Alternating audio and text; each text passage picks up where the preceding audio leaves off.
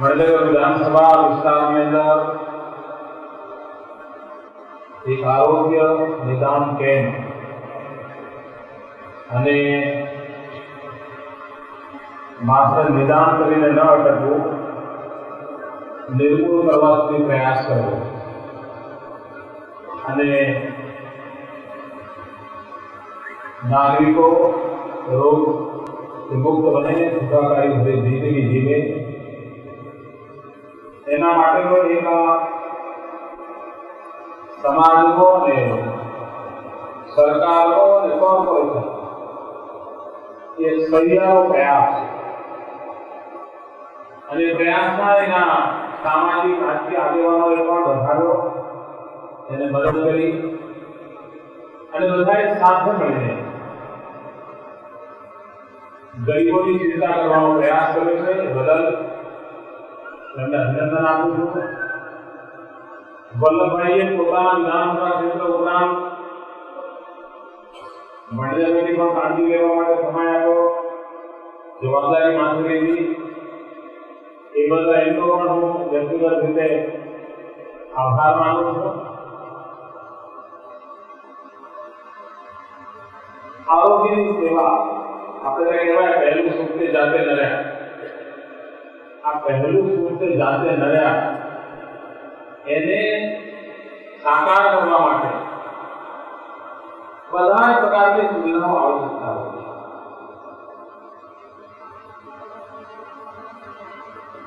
હમણાં સમગ્ર ગુજરાતમાં આપણે નિરોગી બાળ વર્ષ ઉજવી રહ્યા છીએ, પરંતુ નિરોગી બાળ વર્ષની સફળતા એટલે માત્ર બાળકો સ્વસ્થ થાય તો વધતી નથી.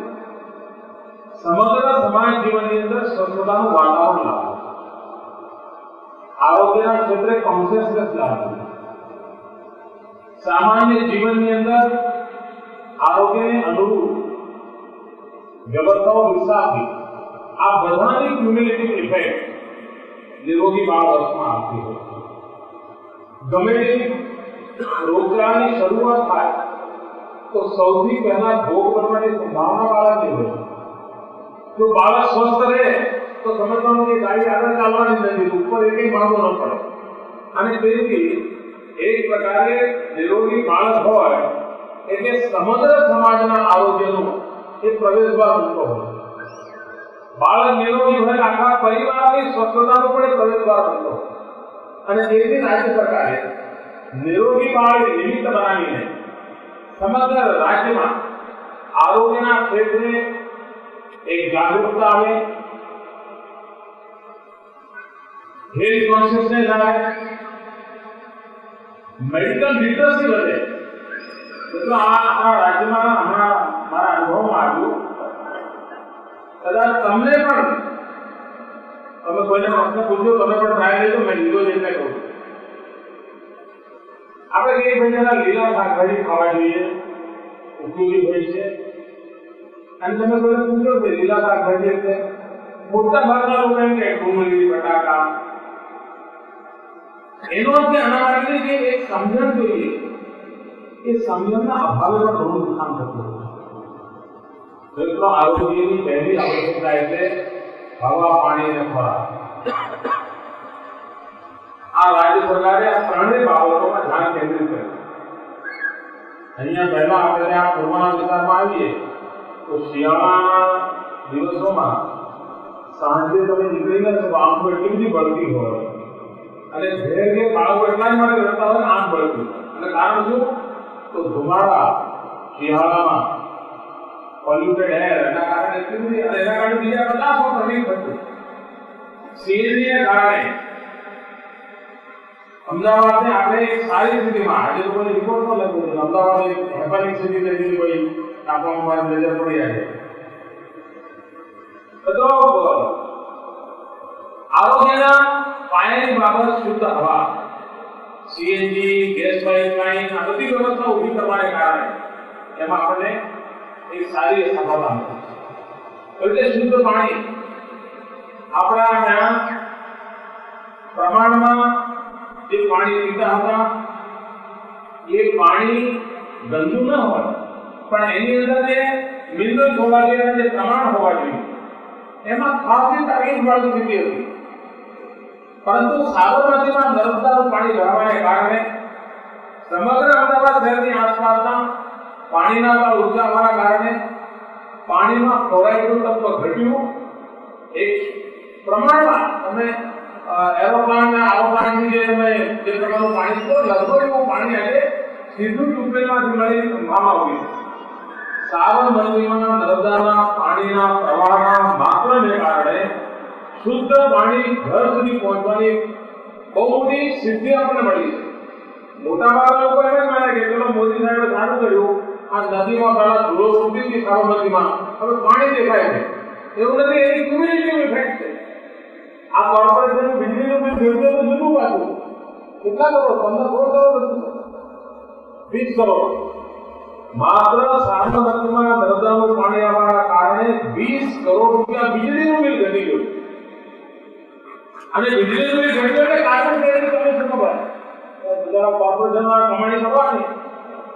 વીજળી બિલ ઘટ્યું એનો અર્થ કે તમે કાર્બન ક્રેડિટ કમાઈ શકો. ગુજરાત સરકારે વર્લ્ડ બેંક સાથે કરાર કરેલા છે તો સાબરમતીમાં નર્મદાનું પાણી એ નર્મદાના પાણીને કારણે વીજળી વપરાશનો ઘટાડો, એના કારણે વીજળી ઉત્પાદનમાં ફરક પડે અને એના કારણે કોલસા બાળવા ઓછા પડે અને એના કારણે કાર્બન ડાયોક્સાઇડ ન થાય અને પરિણામે કાર્બન બચાવીને ગ્લોબલ વોર્મિંગ સામેની લડાઈ સાબરમતીમાં નર્મદાનું પાણી કરી લેવું.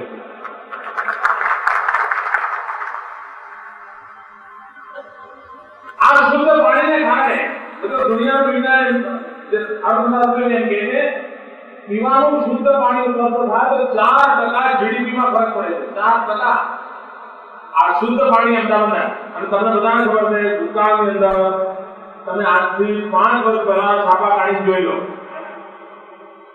ઓગસ્ટ સપ્ટેમ્બર મહિનો એટલે વરસાદની સિઝન પછી છાપામાં ફોટા જ આવતા હોય, માંદગીના બધા પથારીઓ બતાવતા હોય, હોસ્પિટલમાં ભરાઈ ગયેલી હોય, લોકો ત્યાં લોબીમાં બધા પડ્યા હોય. આવા ફોટા આપણે વર્ષોથી જોયેલા. ગયા 5 વર્ષે આવાથી સ્થિતિમાં ફરક આવ્યો. વરસાદ પ્રમાણ વધ્યું, વરસાદના દિવસો વધ્યા, એક પ્રકારે વરસાદની હેલી આવે એવું પહેલી વાર આપણને જોવા મળ્યું. તેમ છતાં પણ રોગચાળાથી આપણે બચ્યા. અને એનું કારણ શુદ્ધ પાણી, શુદ્ધ હવા અને ત્રીજું મહત્વનું કામ શુદ્ધ ખોરાક. મિત્રો, પોષણયુક્ત આહાર એ વ્યક્તિની પ્રતિકાર શક્તિ અને વિકાસ માટેની આધારભૂત બાબતો એની પૂર્તિ કરે. ફોર્ટિફાઈડ આટો, બાળકો માટે બાલભોગ યોજના, ફોર્ટિફાઈડ ઓઇલ, આ બધી શરીરને પોષક ચીજો સીધી આ પ્રકારની વ્યવસ્થા ઉભી કરવાને કારણે આપણે ત્યાં તંદુરસ્તી પ્રમાણમાં ન્યુટ્રિશન એક ગરીબ પરિવાર, ખાસ કરીને માંગી આવેલા સૌથી મોટું જોખમ ગરીબને આવે. એક રિક્ષા ચાલક માંદો પડે ત્યારે કુટુંબ પહેલા ભૂખ્યું રહે. કારણ કે રિક્ષાને ચલાવી શકે, માંદો પડે, ખર્ચા થાય અને કુટુંબના લોકોને રોજીરોટી ન મળે એના કારણે ઘર ભૂખું મળે. આરોગ્યની ચિંતા કરવાને કારણે ગરીબ માણસની જિંદગીની ચિંતા થતી હોય છે. એ દિશામાં આપણો પ્રયાસ છે. અને એના કારણે આજે એ રીતે શાળા આરોગ્ય પરીક્ષણનું મોટું અભિયાન. ગુજરાત પહેલું રાજ્ય છે કે જેણે બાળકોનો વીમો ઉતરાવ્યો, બાળકોના આરોગ્યના પરીક્ષણનું મોટું અભિયાન ચલાવે છે.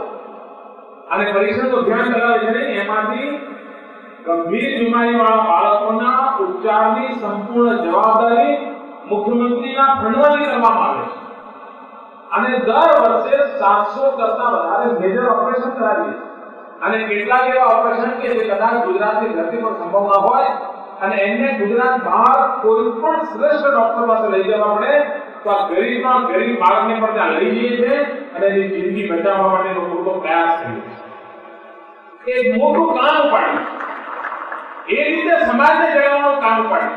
જેમ આજે આ ડોક્ટર મિત્રો એમની ફીરતી કમાણી છોડીને અહીંયા આજે આખો દિવસ અહીંયા ગરીબમાં ગરીબ માનવીને શ્રેષ્ઠમાં શ્રેષ્ઠ ડોક્ટર તપાસશે, સારામાં સારી સારવાર મળે એનું આખું પ્લાન વર્કઆઉટ કરશે, એને માંદગીમાંથી મુક્તિ મળે ત્યાં સુધી નફામણ કરશે. આ ડોક્ટર મિત્રો જે સમય આપી રહ્યા છે એમને હું આવકારું છું, અભિનંદન આપું છું, એમનું ગૌરવ કરું છું.